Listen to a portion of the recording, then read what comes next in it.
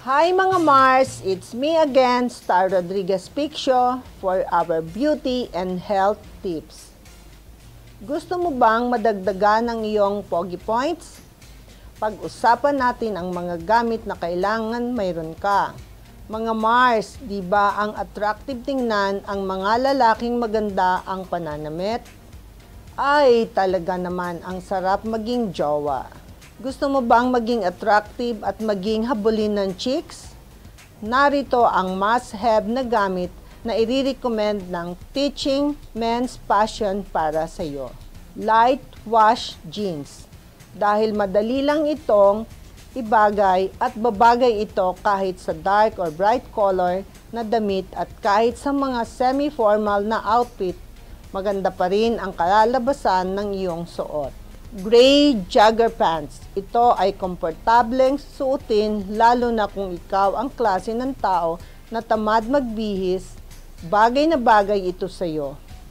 Kasi kahit plain white shirt lang and pair of sneakers, magiging presentable ka na tingnan.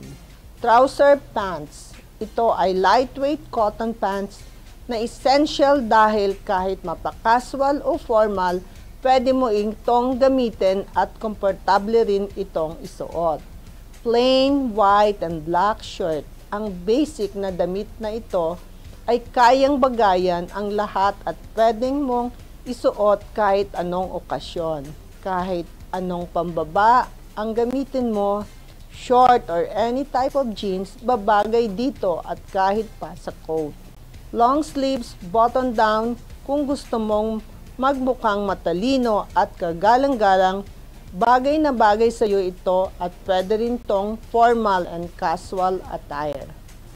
Pair of white shoes, ito ang pinakamalinis tingnan na kulay ng sapatos at isa din itong pinaka-essential na gamit. Dahil kahit anong outfit pa ang suot mo at kahit anong okasyon, babagay ito. Polo shirt.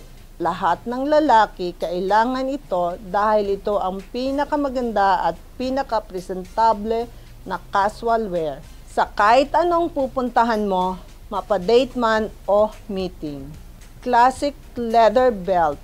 Kahit pa perfect fit ang iyong pants, kailangan mo pa rin magsuot nito kasi magiging malinis ka tingnan every time na itatak-in mo ang iyong damit.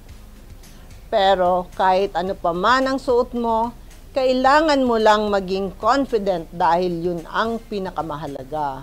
Ang programang ito ay hatid sa inyo ng himpilang TV48 at ng pamahalaan panlalawigan ng Nueva Ecija sa ilalim ng pamumuno ni na Governor Aurelio Umali at Vice Governor Anthony Umali sa pakikipagtulungan ng Provincial Health Office.